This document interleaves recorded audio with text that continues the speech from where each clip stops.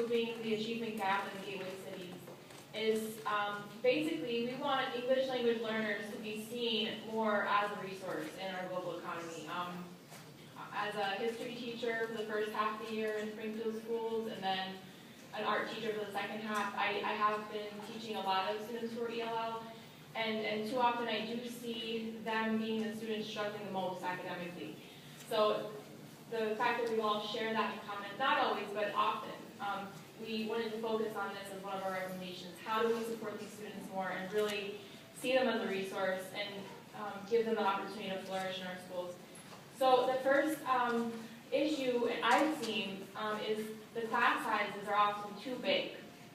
So for many students who are still learning English, especially a level 1 or 2 ELL student, which many of you probably know what that is, but it's often level 1 or 2 means that your proficiency is still somewhat low in English. There needs to be smaller class sizes for those students so that they get more one-on-one help, especially with the focus on writing in our schools today. I know in my school, practicing open response writing and practicing writing essays is a big focus.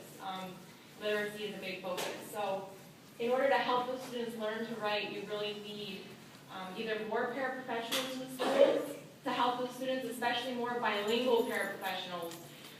And if we can't afford those bilingual paraprofessionals, we can ask universities to bring in more of their teachers in training and have those teachers in training volunteer in our classrooms, fulfilling some of that role as paraprofessionals for credit for part of their university. So part of what we did was we thought of what are some real things schools can do. So bringing in more paraprofessionals who are bilingual, bringing in more students.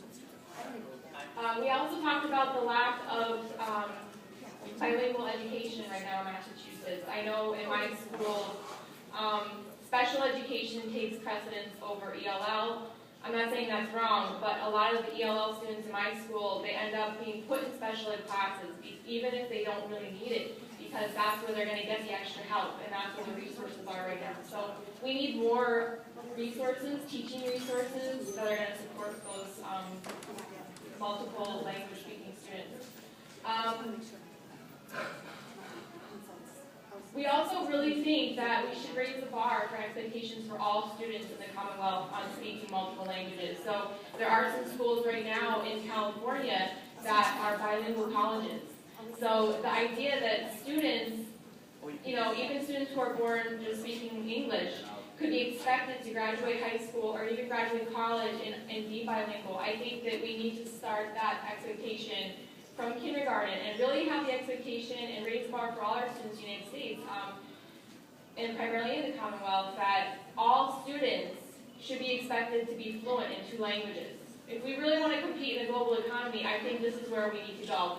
And that would also level the playing field so that our non-native language English speakers, they won't be the only one having to face that exhausting task of having to become fluent in a whole new language other than the one that they learned as they were young.